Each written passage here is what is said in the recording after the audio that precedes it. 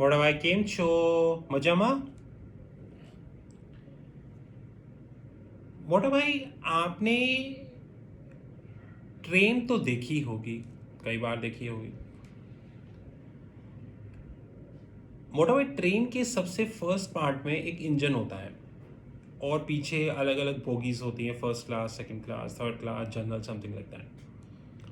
Engine इतना powerful होता है, फिर चाहे वो इलेक्ट्रिक इंजन हो या कोल इंजन हो, जो उन बोगीज को आगे लेके जाने के लिए कैपेबल रहता है।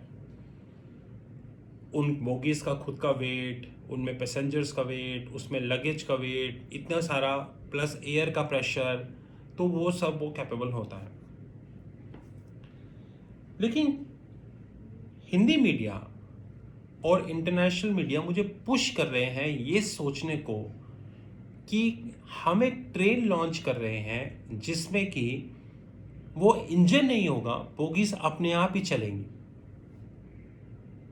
और मैं ये पक्का विश्वास के साथ कह सकता हूं कि मेरी प्रिय यंग गन्स, जिन्हें हिंदी मीडिया मिलेनियल्स कहते हैं, वो भी मोटिवेटेड हो गए होंगे। अब आप सोचेंगे ये ट्रेन कहाँ से आ गई, इंजन कहाँ से आ गया और बोगी कहाँ से आ गई। जितने भी सी कैटेगरी के लोग हैं, सी समझ गए ना, जितने भी सी कैटेगरी के लोग हैं वो ये वीडियो ना देखें। देख भी लें, कोई फर्क नहीं पड़ता, समझ तो उनको आएगी नहीं। तो मोटा भाई, एक आर्टिकल आया है और ये आर्टिकल आजकल काफी ज्यादा एक्शन में है। मोटा भाई, एक न्यूज़पेपर में आर्टिकल आया है 16 सितंबर का कि billionaires opt to take unloved firms private. इस कोरोना वायरस ने दुनिया को जबरदस्त डेंट दिया है मोटा मोटा भाई, और ये डेंट इतना जबरदस्त डेंट है कि मेरे हिसाब से 1930 का जो रिसेशन था वो भी कहीं ना कहीं पीछे छूट गया है, और 2008 का तो पहले से ही पीछे छूट गया है।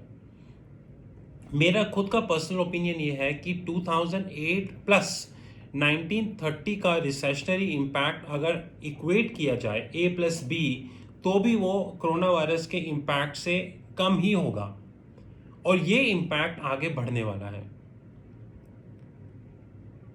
एक इम्पैक्ट कोरोना वायरस का जो पूरी दुनिया में हुआ वो इम्पैक्ट है बड़ी बड़ी प्राइवेट लिस्टेड कंपनीज ने अपने आप को लिस्टेड, बड़ी बड़ी कॉन्ग्लोमरेट लिस्टेड कंपनीज ने अपने आप को प्राइवेट किया, और इंडिया इसमें एक्सेप्शन नहीं है मोटा भाई। ग्लोबली ऐसा हुआ, जैसे इंडिया के अंदर कई, जैसे हेक्सावेयर है आपका, कई ऐसी कंपनीज हैं जो आज डी लिस्टिंग के बिल्कुल लास्ट सेगमेंट पे खड़ी हैं। लेकिन इंडिया एक लौती कंट्री है जहां पे डी लिस्टिंग के बाद स्टॉक प्राइस नीचे जाने की बजाय वो ऊपर चला जाता है। और इसको एक्सप्लेन करने के लिए आइंस्टाइन, एडिसन, न्यूटन, और साथ में आप पीछे देख रहे हो ना जो है, उनकी हेल्प भी लगेगी। चार मिलकर Einstein, Newton, Edison, mister Graham Bell और हमारे सर स्टीव जॉब्स, इन सबको मिला के भी इस थ्योरी को एक्सप्लेन करना मुश्किल है कि डी लिस्टिंग के बाद स्टॉक नीचे जाने की बजाय ऊपर कैसे चला जाता है। बट मोटा भाई, हाउ डेयर यू, आपने एक एग्जिस्टिंग थ्योरी पे क्वेश्चन पुट किया। जैसा चल रहा है चलने दो। अब मोटा भाई, ये खबर आती है, खबर क्या आती है आपको सुन के बात हो। Moreover, private equity, there are some new buyers in the town and they know their targets better than anyone. अच्छा मोटा भाई, आपको एक बात बताऊं, ये आर्टिकल पूरी दुनिया में सारे न्यूज़पेपर्स ने Ctrl+C Ctrl+V, अबे आर्टिकल प्रिंट करने से पहले कम से कम इसको तो यूज करो। कभी कभी मैं सोचता हूं कि भगवान शंकर, महादेव जी, विष्णु जी और ब्रह्मा जी, जब तीनों के पास समय होता होगा फ्री, ऑल्दो तीनों बहुत बिजी मैन हैं, तीनों के पास समय होता होगा, तो तीनों बैठ के सोचते होंगे कि हमने हर आदमी को इंडिविजुअल दिमाग क्यों दिया था।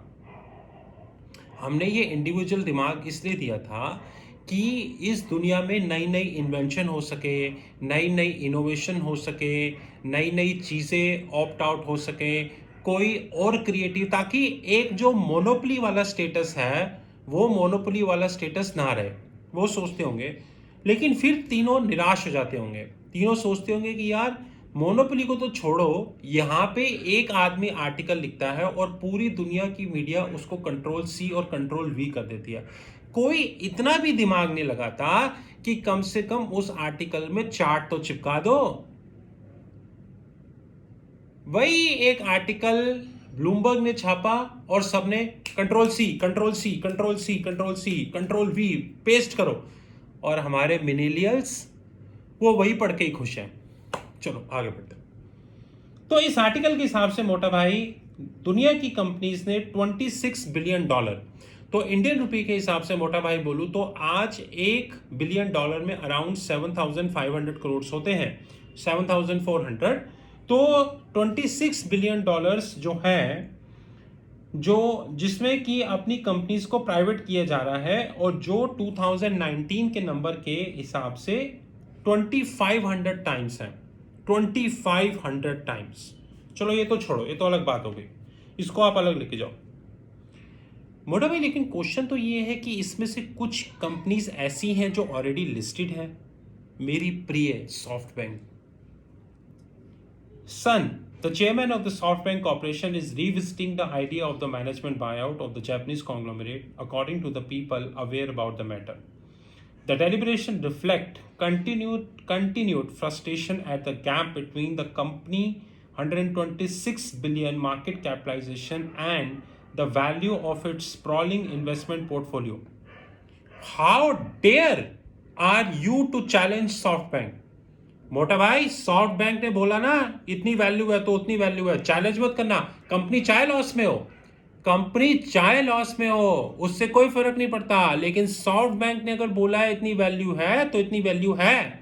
आप चैलेंज नहीं कर सकते भाई साहब, क्योंकि मीडिया सॉफ्ट बैंक के साथ है, आप समझते ही नहीं हो। और कुछ तो इतने समझदार है जिन्होंने इस वैल्यूएशन को एंटरप्राइज वैल्यूएशन से जोड़ दिया। जब से ये स्टार्टअप का फंडा शुरू हुआ है तब से वैल्यूएशन की बिल्कुल, समझ गए ना, वो हो गई है, राइट। हर आदमी ने अपने वैल्यूएशन का अलग फंडामेंटल बनाया हुआ है। तो जैसे एक टाइम पे अकाउंटिंग स्टैंडर्ड्स नहीं होते थे, हर आदमी, एक आदमी बोल रहा है जनवरी टू दिसंबर, एक बोल रहा है मार्च टू मार्च, एक बोल रहा है अप्रैल टू मार्च, एक बोल रहा है जून टू जुलाई, हर आदमी का एक अपना पीरियड था। फिर international accounting standard board, financial accounting standard board, वक्त वक्त के साथ अलग बोर्ड्स आए, उन्होंने अकाउंट्स को एक सिस्टमेटिक वे में किया कि आपका ये पीरियड है।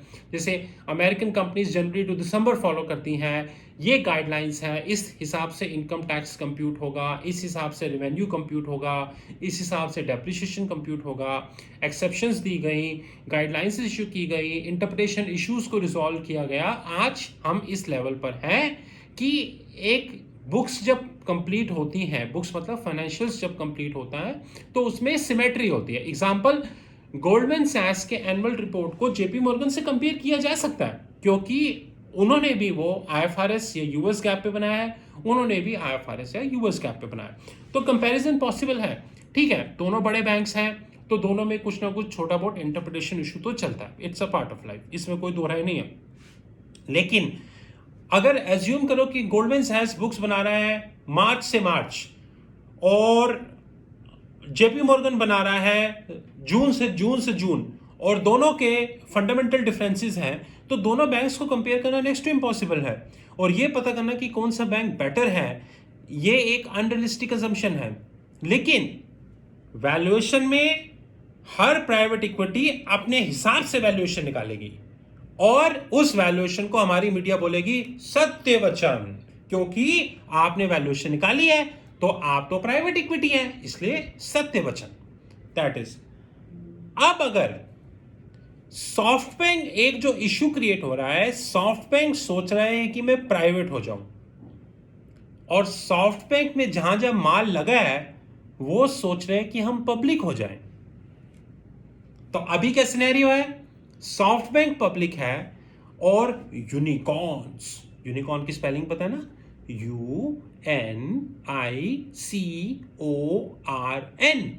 UNICORN, Unicorn is a company whose market valuation is 1 billion and more, even though it is in loss. Hindi में ऐसी कंपनी जिसकी मार्केट कैप 1 बिलियन से ज्यादा है, चाहे वो खुद लॉस में है, लॉस नहीं गिनना, यूनिकॉर्न रिवेन्यू से कंप्यूट होते हैं। तभी तो मैं कह रहा हूं, आज अगर मैं एक आदमी को मिस कर रहा हूं डेलिबरेटली, वो पीछे, क्योंकि अगर वो जिंदा होते तो बात ही कुछ और होती। वो जो फंडामेंटल टेबल पे रखते तो दुनिया को मानना ही पड़ता कि कुछ तो बात है, लेकिन अनफॉर्चुनेटली वो आज हमारे बीच नहीं है।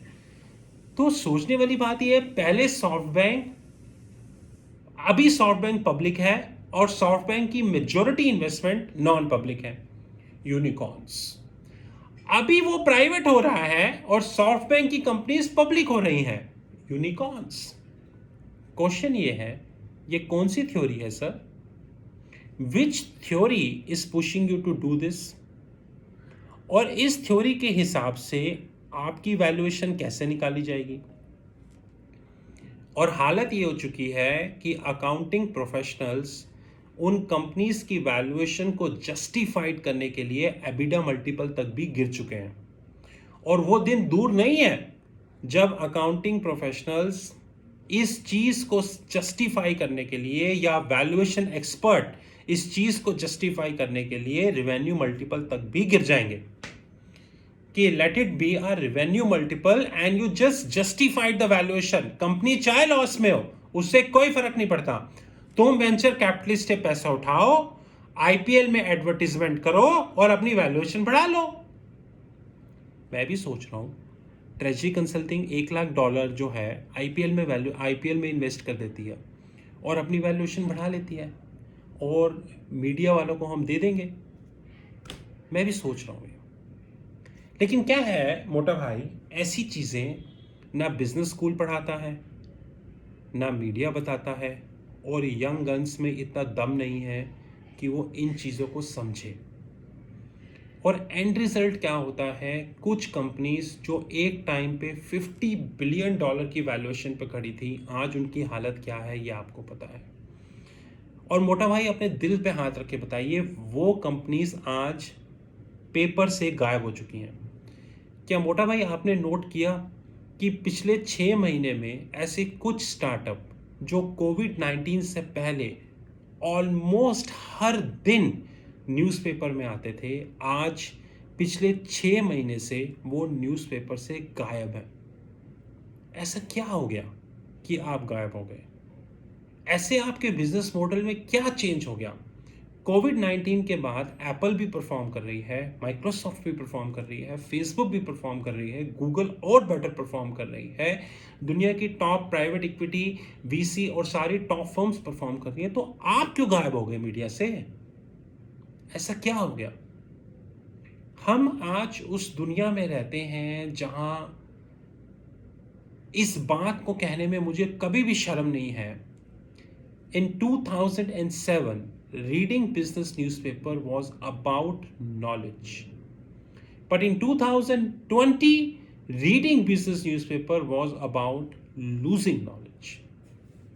और आज अगर कोई भी बच्चा, चाहे वो दुनिया के किसी भी देश में, दुनिया की किसी भी यूनिवर्सिटी में एमबीए का, जीमैट या जिस भी तरीके का एग्जाम दे रहा है, और वो ये सोच रहा है कि वो बिजनेस न्यूज़पेपर पढ़ के इनके जैसा बन जाएगा, तो ऐसा नहीं होगा। This side Rahul Magan from Treasury Consulting. You know our WhatsApp 9818487155. Have a great time. Newspaper पढ़ते रहिए और अपनी नॉलेज डिक्रीज करते रहिए। Have a great time.